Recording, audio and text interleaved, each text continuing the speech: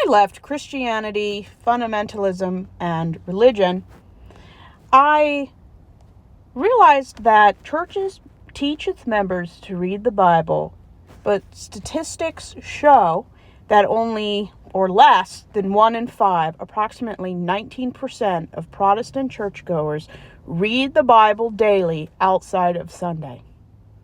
However, more than half of regular church attendees read the Bible at least once a month. Approximately 45% read the book more than once a week. Globally, less than 30% of all Christians have ever read the entire Bible. So daily, less than 1 out of 5 people read the Bible. About 45% read the Bible about once a week. Approximately 1 out of 4 people, 25%, read the Bible more than a few times a month, and 18% of churchgoers say they rarely or never read the Bible. And less than 30% of Christians have never read the entire Bible. So what I'm describing is an environment that worships the Bible, but seldomly, about 4 out of 5 don't read the Bible outside of Sunday. And if one of them gets a twitch to read the Bible, it's probably out of context, because Christians love to use what I call buzz words, or in this case, buzz biblical verses, like John 3:16. That's a very well-known one. And very rarely, I would say, every time a leader would ask a child, a teenager, a young adult, or an elderly Christian churchgoer what the verse before and after John 3:16 was, not one time could they tell you. So when they memorize verses in church, they seldom to never understand even the context of what the Bible was even talking about. They don't know why the Bible says what it says. They don't know the events, circumstances, the culture, the religion that was the purpose of why this was written to begin with. And I have not read the Bible from Genesis to Revelations because the Bible is out of order. I mean, Job is halfway through the Old Testament. It's placed really in the middle, while it's considered that Job existed before Abraham. So the Bible is out of order. Old Testament books are not in order from the first person to live and the last person who lived. It's out of order for certain reasons. And let's be honest here. The people who made the choices of why these things are out of order was made by men of religious privilege. So they're the ones who are deciding when, where, and how these books appear in the Bible. So knowing that less than 1 out of 5 Christians steadily and consistently read the book that they and everyone else is so obsessed with shows you how little Christians even have the concept of their faith. Why don't Christians read the Bible consistently? Why is 80%, and I'm being generous, why does 80% of the Bible or 80% of the people inside church, why don't they consistently, at least 2 or more times a week, read the book they're obsessed about? The same reason why most people are obsessed about things but rarely do them. Unless you're a die-hard fan of a book, how many people have read the Harry Potter series from start to finish in the last year? I have not read all of the Harry Potter books because I wasn't allowed to have them as a child. I had to sneak them in the house. I had to watch them through electronic notebooks. I have listened to many of them on audiobooks without actually reading them, which is fine. You don't have to read any books you don't like, don't want to, or you can read them or watch them in any way you want, whether it's physical paper books, or if you're more of a modernist and like the ebooks and the notebooks, or just a PDF, that's fine. But you notice how Christians talk the big talk about, this is what I believe, but if you ask them, where in the Bible could you find Ezekiel, would they be able to find it without looking it up? Could they turn to that book? Well, no, they couldn't. They are unable or unwilling to know the difference. When I was young, between the age of 10 and 18, we would play games in Sunday school where a teacher, a pastor, or an elder would teach a class, and this was in Southern Baptist churches. And the teacher would say, everyone had a Bible. The first person to find Nehemiah, they would, tally all the people who could find certain books the fastest. And whoever could get the most times being the first person there would win some kind of prize. Usually something having to do with Sunday school or something Christian or a religious prize. Something you would find in a little VBS store or a Christian a store. Something like a religious prize.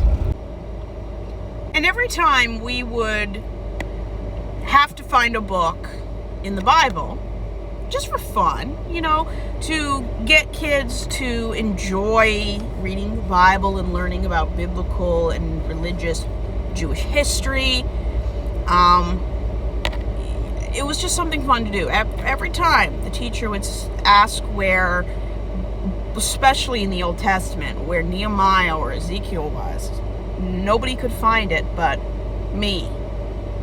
And my parents were not leaders in the church. My father wasn't a teacher until I was a teenager. They were not elders, deacons, pastors. And what was really interesting, I've been in 7 churches and 3 denominations. Not one kid, related or the son or daughter of a pastor, elder, deacon, or teacher, knew where these books in the Bible were. Children of religious leaders did not know where Psalms, Proverbs, Nehemiah, Ezekiel, they just had no clue. And in my opinion, if your kids don't know where the most famous books of the Bible are, you should not be a religious leader. Because if your kids don't know, you shouldn't be a leader in a church. There's an old saying that a man who doesn't have his house in order has gone as far as he can go in politics, government, and leadership. If you cannot get your own kids, your own wife, your own family, however traditional or modern it looks, if you cannot get them interested in the religion you live within, and it's public knowledge that they have no clue where the most important books of the Bible is, they're not studying the Bible, they're not reading it, they're not learning, you should be unfit to serve as leaders in a church. If your own kids are ignorant of the basic Bible stories of Noah, Ezekiel, Samson, Jonah, you are unfit to be a leader.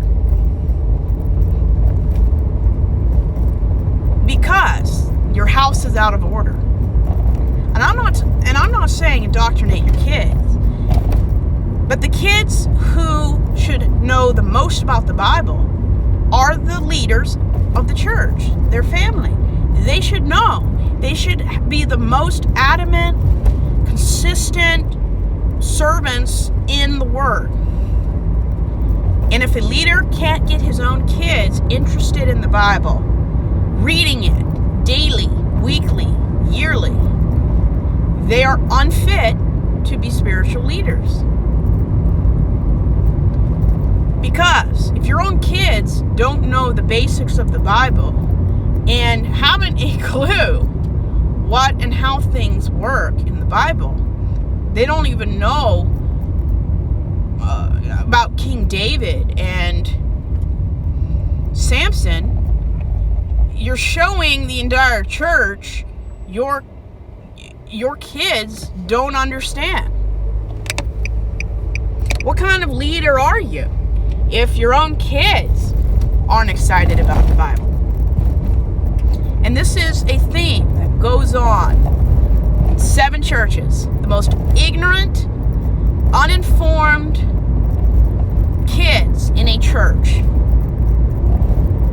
The sons and daughters of leadership in church knew as much about the Bible as somebody who had just become a Christian. They were so woefully ignorant and apathetic about the Bible.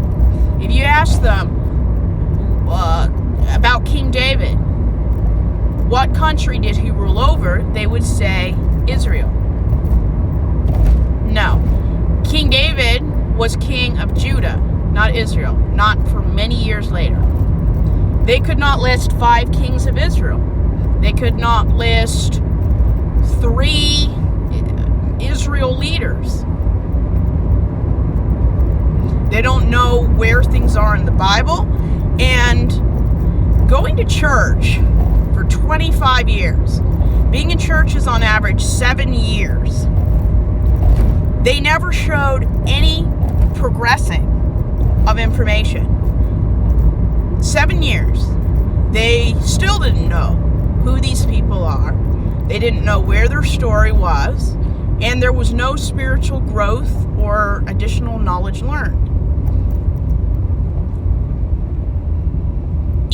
And in churches, you are judged by how you progress. If your own kids aren't in the Bible and aren't growing, learning, and educating themselves, and there's never any growth, I would never vote for those adults to be leaders in the church. They're incompetent spiritual parents. You should teach kids, because getting your kids interested in the Bible is what we call biblical indoctrination 101. And if you don't have your own house in order and your kids never seem to gain any religious spiritual knowledge or understanding of anything in the Bible, they don't even know where the book of Luke is, and they haven't for 7 years, even though it's something we always turn to on Christmas Eve. If you call yourself a Christian or a godly parent, you are a liar. When there is no spiritual growth, your kids do not progress, they don't learn, they don't retain, and they have as much knowledge of Christianity as someone who just joined the religion, which means nothing. And they're selected to play Jesus, and they don't even know what book of the Bible has Jesus in it, and they're a teenager, and they've grown up in the church. It tells you all I need to know about discipleship and no spiritual growth or progressment whatsoever. And people who have been in church and claim to know God, asking the basics of Christianity, that they've been in this religion their entire life, tells me that 80% of Christians are an embarrassment. They don't read, they don't know. And my father, all the churches he taught Bible class, he would give all the members a test. And this was not hard material. Just to see, he gave them 20 questions, various people in the Bible. Some probably appeared on Christmas cards. Some maybe not so much known, but these were easy questions. None of any of the adults from the age of 21 to 75 could answer more than 5 out of 20 questions correctly. And half of them were leaders of the church. And 80% of the people that failed these tests, they were on their 4th or 5th generation within this church.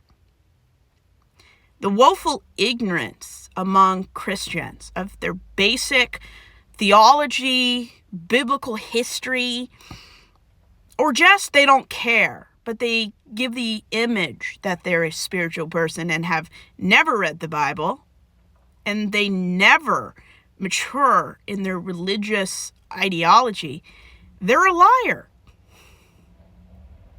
It does not take a genius to figure out that people who have claimed to be a Christian for 25 years, they're in their 40s, and they still ask the same questions they have since I was a little child.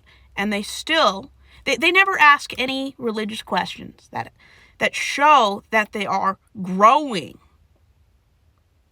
This is a red flag. My father, he was never a deacon, but he sat in on deacon meetings. He made it very clear. If a new Christian within 5 years does not show considerable growth and consistent spiritual maturity, we need to take a look at their testimony and what they say. And we need to show biblical discernment. If somebody's been a Christian for 5 years and we see little to no growth, there's probably a good reason for it. They're not genuine. If you claim to believe in God and Christianity and you never progress above surface beginner questions, 9 out of 10 times, if you don't mature and grow in the faith, you're not the real Christian. I have seen people who are into Harry Potter that have more understanding of the world of Hogwarts than they do being a Christian for that the same period of time. They know more about Harry Potter than they do about the Bible, which is why people like MAGA, who claim to be Christian, are so easily led astray. People in cults and religious extremist versions of Christianity like fundamentalism, Baptist, and MAGA. Why are they so easily led astray? Because 80% of people in church don't read the symbol of their religion even once a week, the Bible. They're so ignorant, they don't know where in the Bible the character Jezebel or Matthew is. And if it's not a book that takes place during Easter or Christmas, they don't know where it is. They still don't know. And in my opinion, if you don't know what the Bible says, the key people in it, and you don't know the history, and you keep asking the same questions for 10 years, you never grow. You never show any interest or change in how you view the Bible. You're lying to yourself. And that's one reason I stopped going to church. I'm tired being in a room with people for 10 years. They never grow. They never ask deeper, more philosophical questions. They don't read the Bible. They're so ignorant, they think that something so blatantly against the Bible is something that's okay. And that's why churches rip themselves apart. because 80% of people don't read the Bible, so they don't know what they should need as a pastor. If people who claim to be Christian show no spiritual growth, they don't consistently read the Bible and have a moderate to expert knowledge of the Bible within 5 to 7 years of becoming a Christian, they're not a Christian. They're just calling themselves a Christian. And very few to none of the spiritual leaders, their kids have no clue what the Bible says. And when your house is out of order, you have no business being a spiritual leader. It's embarrassing. If I found out that my kids, which I don't have any, but if I found out, if I had kids and I found out that my kids did not know the basics of Christianity or where books in the Bible were, I would be so embarrassed. I probably would not be in leadership. I would be probably so embarrassed I wouldn't go back to church, because it is embarrassing. You call yourself a godly man and your kids are 15 years old and they don't know the bare basics of the Bible, you're a failure of a spiritual leader. And you haven't even left your house.